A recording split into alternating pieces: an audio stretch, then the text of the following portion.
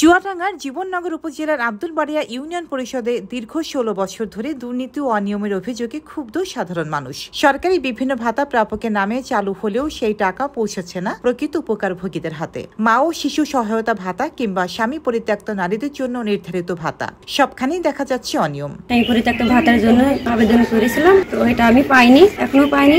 মাতৃকালীন ভাতার এটা একটা অন্য মানুষ নিয়েছে, কে নিয়েছে বলতে পারি না। কার্ডটি ব্যবহৃত হচ্ছে মাতৃকালীন ভাতা হিসাবে, এটা আমি নিজেও জানি না। তারপরে শোনা গেল যে আমার কার্ডটি ব্যবহার করছে অন্য লোক। আমার নামে টাকা উঠছে, কিন্তু বিকাশ নাম্বার আমার না, বিকাশ নাম্বার অন্য কারো। বিগত 2 মাসে আমরা 5 জনকে পেয়েছি যা তাদের বিকাশ নাম্বারে মিল নেই, তাদের কার্ডে মিল নেই, স্ত্রী আরেকজনের। চেয়ারম্যান হাবিবুর রহমান লিটন স্বীকার করেছেন, ইউনিয়ন পরিষদের ভেতরে একটি দুর্নীতিবাদ চক্র এক কাজ করছে। তবে ইউনিয়ন পরিষদের ভাতা সংক্রান্ত কমিটি বলছে, জনবলের অভাবে প্রতিটি নাম যাচাই করা সবসময় সম্ভব হয় না। বয়স্ক ভাতা, বিধবা ভাতা, মাতৃঋণ কার্ড, আনুষঙ্গিক অনেক কিছু আমরা এই পরিষদ থেকে মানুষের সেবা দান করি।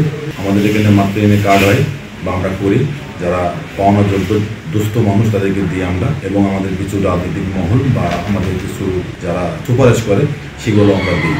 জীবননগর উপজেলা মহিলা বিষয়ক কর্মকর্তা নিশ্চিত করেছেন, নতুন অর্থ বছরে 15 জন নারীকে মা ও শিশু সহায়তা ভাতার আওতায় আনা হবে এবং সব প্রাপকের টাকা সঠিকভাবে পৌঁছানোর ব্যবস্থা করা হবে।